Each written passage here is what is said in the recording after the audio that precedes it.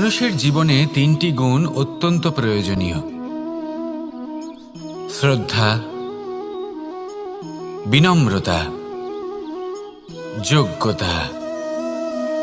যদি জ্ঞান লাভ করতে চান তাহলে শ্রদ্ধার প্রয়োজন, যদি মান লাভ করতে চান তাহলে স্বভাবে বিনম্র হওয়া প্রয়োজন, আর যদি মনোবাঞ্ছিত স্থান লাভ করতে চান তাহলে যোগ্যতার প্রয়োজন। বিষয়টা সহজ। শ্রদ্ধা আপনাকে জ্ঞান দেবে, নম্রতা আপনাকে মান, আর যোগ্যতা উচিত স্থান দেবে। কিন্তু যদি আপনি এই তিনটি গুণ সম্মিলিত করেন তাহলে এমন কিছু লাভ করবেন যা এই সব কিছুর থেকে অনেক ঊর্ধ্বে। সম্মান। আর এ হলো সেই সম্মান যা প্রত্যেক মানুষের নিজের জীবনে লাভ করতে চেষ্টা করা উচিত, কারণ এই হলো সেই সম্মান যার কারণে আপনি চলে যাওয়ার পরেও এই সংসার আপনাকে ভালোবাসবে আর মনে রাখবে। আসুন আমার সাথে ভালোবেসে বলুন, রাধা রাধা। বনের মধ্যে যদি আপনি কোনো বিষাক্ত সাপ দেখেন তাহলে কি করবেন? আপনি তখনই তার থেকে দূরে পালাতে চেষ্টা করবেন। আর এটা কেন করবেন? নিজের রক্ষার্থে। এই কথা আমি নয় মেনে নিলাম, কিন্তু নিজের জীবনে এটা করেন না কেন? আপনি যেখানেই যান, যে স্থানেই যান না কেন, প্রত্যেক সময় প্রত্যেক মুহূর্তে এমন বিষাক্ত সাপ আপনি অবশ্যই খুঁজে পাবেন। আর সেই সাপ নয় যাদের আপনি বনে খুঁজে পাবেন, এরা হলো সেই সাপ যা আপনাকে পাপ করতে বাধ্য করবে। আপনার অন্তরের বাসনা, ক্রোধ, অহংকার, লোভ, ঈর্ষা এদের বৃদ্ধি ঘটাবে। দেখুন, বনের এই সাপ আপনাকে একবার ছেড়ে দিতেও পারে, ছোবল নাও মারতে পারে, কিন্তু এই যে পাপরূপী সাপ আছে তা অবশ্যই ছোবল মারবে। কর্ম যদি করেন তাহলে অবশ্যই ফল পাবেন। সেই জন্য যখনই কোথাও যাবেন, যদি এমন কাউকে দেখেন, যদি এমন কিছু দেখেন যে আপনাকে পাপ করতে বাধ্য করছে, তাহলে সেই মুহূর্তে সেখান থেকে পালিয়ে যান। যেমন বনের সাপ দেখে আপনি পালাতে থাকেন। সৎকর্মের রক্ষা অত্যন্ত আবশ্যক। আসুন আর আমার সাথে ভালোবেসে বলুন, রাধা রাধা। যদি কোনো সিংহ বানরের মতো গাছে চড়তে চেষ্টা করে তাহলে কি হবে? একটা মাছ যদি মাটিতে হাঁটতে চেষ্টা করে তাহলে কি হবে? তারা বিফলই হবে। কিন্তু এরকম কেন হয়? তার কারণ হলো প্রকৃতির রচনা কিছুটা এরকম। এখানে প্রত্যেকটি ব্যক্তিকে, প্রত্যেকটি প্রাণীকে আলাদা আলাদা গুণের অধিকারী করা হয়েছে এবং সকলকে একটা সীমাও প্রদান করা হয়েছে। এবার এই যে বৃক্ষ, পশু, পাখি, এদের মধ্যে সেই ক্ষমতাই নেই যে এরা নিজেদের যাচাই করতে পারবে, নিজেদের সীমাগুলো বুঝতে পারবে, নিজেদের সদ্গুণগুলো চিনতে পারবে। এরা সেটা করতে পারবে না। কিন্তু মানুষ তো আলাদা। মানুষের কাছে সেই বিশেষ শক্তি আছে যে তারা পূর্ণরূপে নিজেদের যাচাই করতে পারবে, নিজেকে পূর্ণরূপে বুঝতে পারবে, নিজের দোষ, নিজের অপগুণ, নিজের সদ্গুণ, নিজেদের সীমাগুলো তারা বুঝতে পারবে। আর এটা অত্যন্ত গুরুত্বপূর্ণ। কথায় আছে যে যদি সাফল্য লাভ করতে হয় তাহলে নিজেকে যাচাই করে নিতে হবে। তাই নিজেকে যাচাই করুন, নিজের সাথে পরিচিত হয়ে যান এবং জীবনে কর্ম করতে থাকুন। সাফল্যের শিখরে অবশ্যই পৌঁছে যাবেন। আর ওখানে যদি যান তাহলে এই মন প্রসন্ন হয়ে অবশ্যই বলবে, রাধা রাধা। অন্ধকারাচ্ছন্ন রাত্রি যদি এসে থাকে তাহলে আলোকিত প্রকাশ নিয়ে সূর্যও অবশ্যই আসে। রোগ যদি এসে থাকে তাহলে তার ওষুধও অবশ্যই আসে। সমস্যা যদি আসে তাহলে সেই সমস্যার সমাধানও নিজে থেকেই আমাদের কাছে চলেই আসে। এই সংসার, এই জীবনের শুধুমাত্র একটাই নিয়ম আছে, আর তা হলো এটাই: এই সংসার হলো একটা চক্রের মতো। এতে শাশ্বত বলে কিছু নেই, নিত্য বলে কিছু নেই। আর যা কিছুই রয়েছে সব বদলাতে চলেছে। যদি আপনার জীবনে দুঃখ থাকে, সমস্যা থাকে, যদি আপনি বিপদ দ্বারা আচ্ছন্ন, তাহলে মনে রাখবেন সবকিছু বদলে যেতে চলেছে। দুঃখের সময় কাঁদবেন না, মনকে আরো দুঃখী করে তুলবেন না, কারণ এখানে যা কিছুই এসেছে তা যাওয়ার জন্যই এসেছে। তাহলে এত চিন্তা কিসের? আনন্দ সহকারে জীবন যাপন করুন আর আমার সাথে ভালোবেসে বলুন, রাধা রাধা। রাত্রিবেলায় যখন আলোকিত জোনাকিদের দেখেন তখন মন প্রসন্ন হয়ে ওঠে। এদের দেখতে খুবই সুন্দর লাগে। আর এমন ঠিক কেন হয়? প্রথম হলো এটাই যে রাতের বেলায় চতুর্দিক অন্ধকারাচ্ছন্ন থাকে। এমত অবস্থায় যদি আমরা কোথাও একটু প্রকাশ দেখি তাহলে সেটাই আশার কিরণের ন্যায় মনে হয়। সেই প্রকাশই আমাদের মন প্রসন্ন করে তোলে। আর সেই জন্য যে সকল মানুষ রাতের বেলায় কোনো জোনাকি দেখতে পান তারা প্রসন্ন হয়ে যান। এবার কখনো কখনো জীবনে আমাদের মনে হয় যে চতুর্দিকে শুধুমাত্র অন্ধকারই হয়ে আছে। প্রত্যেকেরই তা কখনো মনে হয়। আর তখনই আমাদের নিরাশ হলে চলবে না, আমাদের দুঃখী হলে চলবে না। সেই সময় আমাদের খুঁজতে হবে নিজেদের আশেপাশে চতুর্দিকে, আর কোথাও না কোথাও আমরা প্রকাশ অবশ্যই দেখতে পাবো, আশার একটা কিরণ অবশ্যই দেখতে পাবো। কেউ এমন একটা কর্ম করেন যেটা দেখে আমরা প্রেরিত হয়ে যাই। আর এমন কোনো কর্ম যদি আপনারা করেন তাহলে সেই কর্ম আপনার মনকে প্রসন্ন ভাব, আনন্দ এবং ভালোবাসা দ্বারা ভরিয়ে তুলবে। আপনার অন্তরের সেই অন্ধকারের অন্ত করবে, দুঃখেরও অন্ত করবে। আর এই মন প্রসন্ন ভাব নিয়ে বলবে, রাধা রাধা। মনুষ্য জীবনের সবথেকে বেশি গুরুত্বপূর্ণ বিষয় হল মনের একাগ্রতা। এই সংসারের যে কটি মহান কার্য সম্পাদন হয়েছে তা হল মনের এই একাগ্রতার একমাত্র ফল। আপনি অবশ্যই দেখে থাকবেন অনেক ছোট বড় নদী যা বয়ে চলে তাদের সামনে একটা বাঁধ নির্মাণ করা হয় সেই সব নদীর জল সঞ্চয় করতে। বাঁধ হয়ে গেলে প্রয়োজন মতো বা মনের ইচ্ছে মতো তাকে ব্যবহার করা সম্ভব। এবার এটাই আমাদের মনের সাথেও সম্ভব। আমাদের মনের একাগ্রতা আজকের দিনে দাঁড়িয়ে বিভিন্ন ধরনের বিকার, ক্রীড়া এবং ভোগের মধ্যে ভাগ হয়ে গেছে। একে একত্রিত করতে হবে, একটা বাঁধ নির্মাণ করতে হবে, কর্মের বাঁধ। আপনাকে শুধু এটাই করতে হবে, যেটা উচিত কর্ম সেটাই করুন, যেটা অনুচিত কর্ম সেটা করা থেকে নিজেকে বিরত রাখুন। ব্যাস, এই কাজটাই আপনি করতে থাকুন, মনের মধ্যে একাগ্রতার বাঁধ নির্মাণ করুন। আর একবার যদি তা নির্মাণ হয়ে যায় তাহলে যখন চাইবেন, যেখানে চাইবেন, যতটা চাইবেন একাগ্রতা প্রয়োগ করতে পারবেন। আর একবার যদি আপনি এটা শিখে যান তাহলে এই সংসারকে বদলে ফেলার মতো কাজ আপনি করতে পারবেন, সমাজকে শোধরাবার মতো কাজ করতে পারবেন। তাহলে এই মনকে একাগ্র করুন আর আমার সাথে ভালোবেসে বলুন, রাধা রাধা। এই সংসারে সবথেকে বেশি কোমল বস্তু হলো রেশম। এই রেশম এতটাই কোমল হয় যে এর পুরো একটা থান শুধুমাত্র একটা হাতে ধরা সম্ভব। কখনো ভেবে দেখেছেন এই রেশম কিভাবে হয়? একটি কীট তার লালার দ্বারা উৎপন্ন হয়।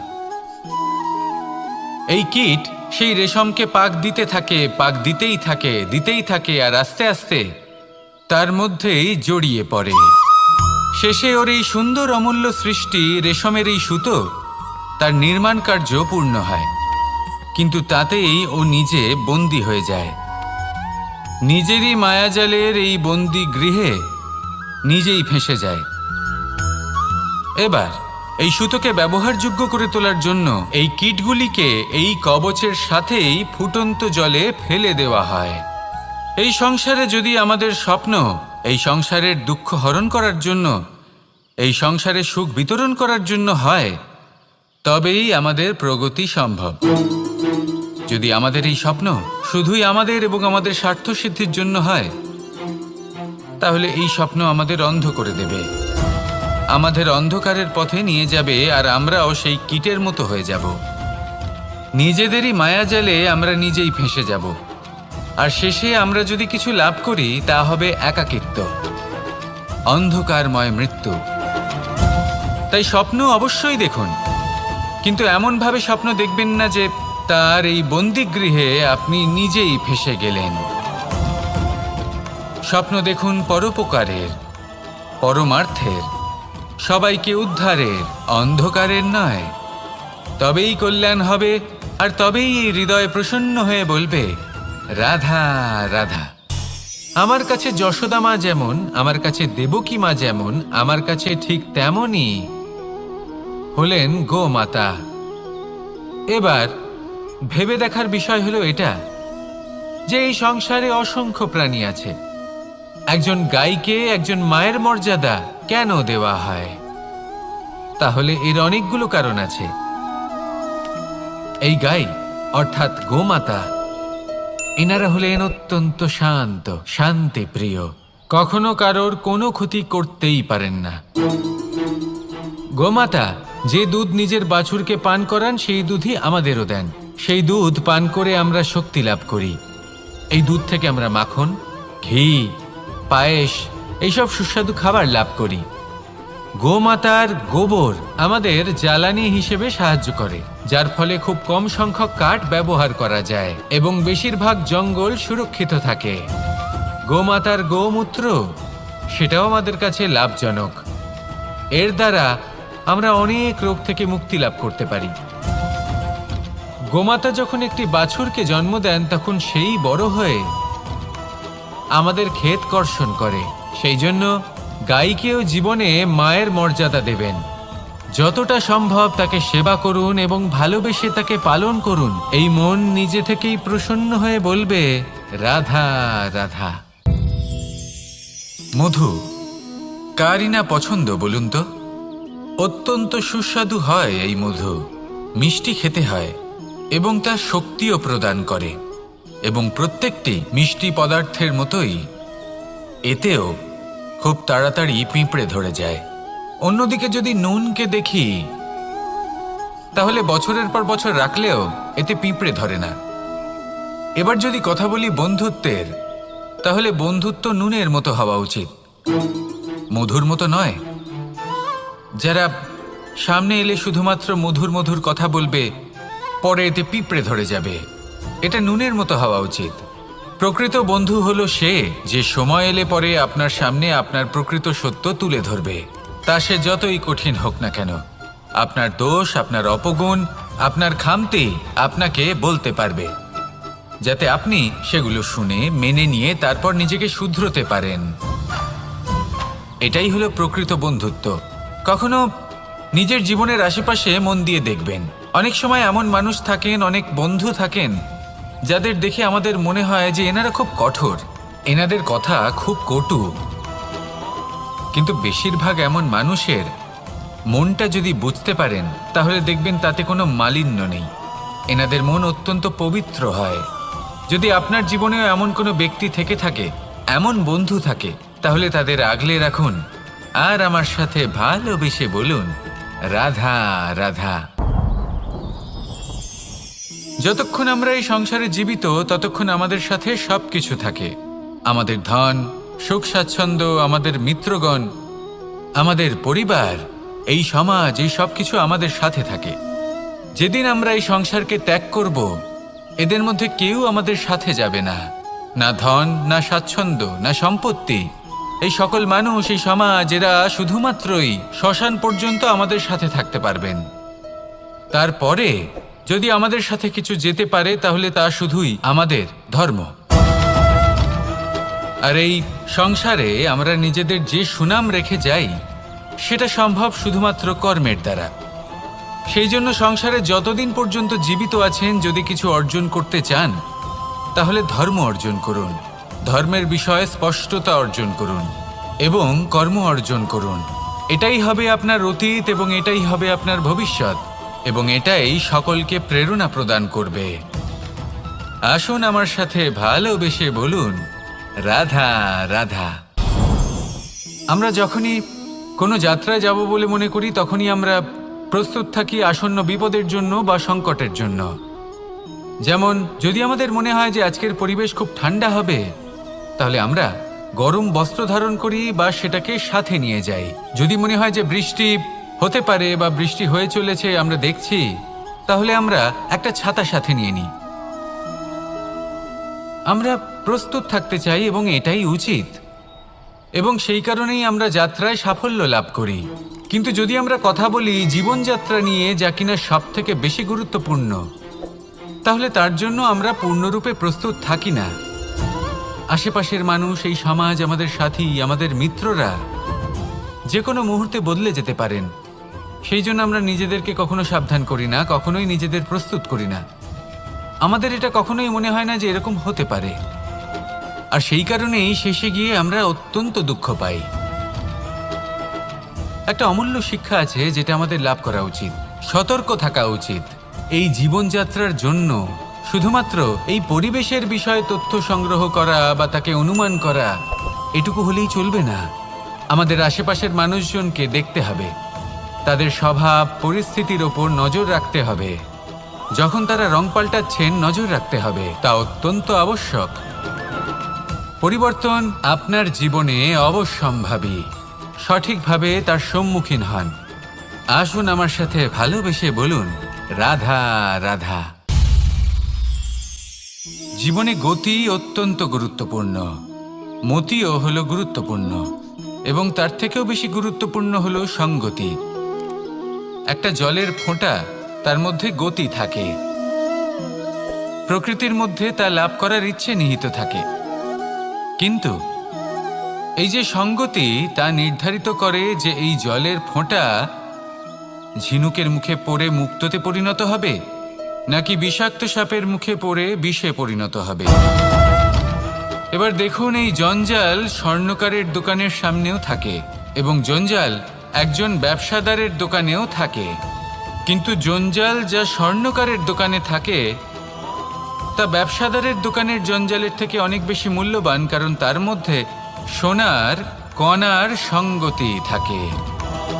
সেই জন্য জীবনে সঙ্গতির উপর বিশেষ গুরুত্ব দেবেন। যেমন সঙ্গতি তেমনই আপনি হবেন।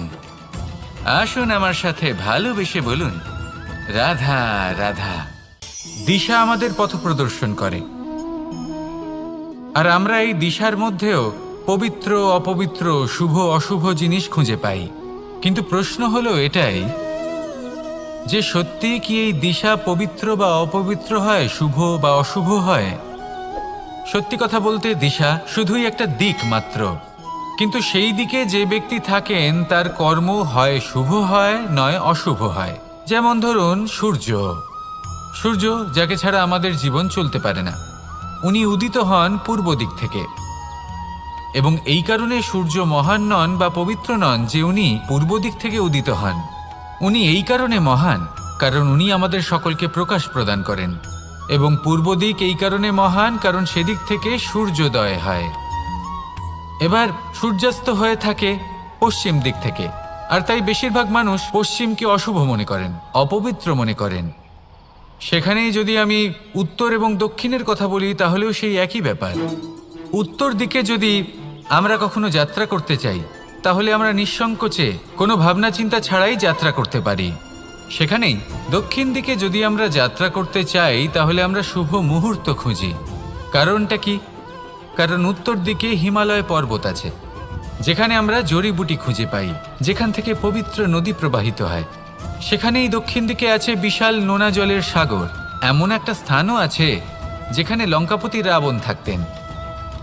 আর হয়তো এই সকল কর্মের কারণেই আমাদের দৃষ্টিভঙ্গি এমন হয়ে গেছে। তাই আপনার কর্ম সবসময় যথাসম্ভব শ্রেষ্ঠ রাখুন, কারণ আপনার কর্ম শুধু আপনার জন্যই নয়। আপনি যেখানে আছেন, আপনার কুল, আপনার স্থান, আপনার দিশা, এই সব কিছুর ওপর তার প্রভাব পড়বে। তাই সবসময় শুভ কর্ম করুন এবং আমার সাথে ভালোবেসে বলুন, রাধা রাধা। মাঝে মাঝে কিছু মুহূর্তের জন্য চোখ বন্ধ করে ধ্যানের বেদিতে বসে ধ্যান করতে চেষ্টা করুন, আর বোঝার চেষ্টা করুন যে আমরা সর্বপ্রথম কি দেখতে পাচ্ছি, কি অনুভব করছি। আপনি দেখতে পাবেন সবার আগে আপনার চোখের সামনে আপনার দুষ্কর্মগুলিকে, আপনার লুকিয়ে থাকা ক্রোধ, অন্তরের যন্ত্রণা, ভয়, নিরাশা, এই সব কিছুই সবার আগে দেখতে পাবেন আপনি। আর এই সব কিছুই আমাদের দুঃখের কারণ হয়ে ওঠে। এই সব কিছুর সারমর্ম কি? সারমর্ম শুধু একটাই, সেটা হলো এই যে আমাদের এই মন তা কিন্তু দুষ্কর্ম পছন্দই করে না। আমাদের এই মন একটা সুখময় জীবন যাপন করতে চায়, সৎকর্ম করতে চায়। তাই এটাই করুন, শুভ চিন্তা করুন, শুভ কর্ম করুন, ইতিবাচক মনোভাব নিয়ে জীবনে অগ্রসর হন। তারপর চোখ বন্ধ করে অন্তরে দেখতে থাকুন। দুঃখের আভাসই পাবেন না। এই মন প্রসন্নতা এবং প্রেমের দ্বারা পূর্ণ হবে এবং বারবার বলে উঠবে, রাধা রাধা।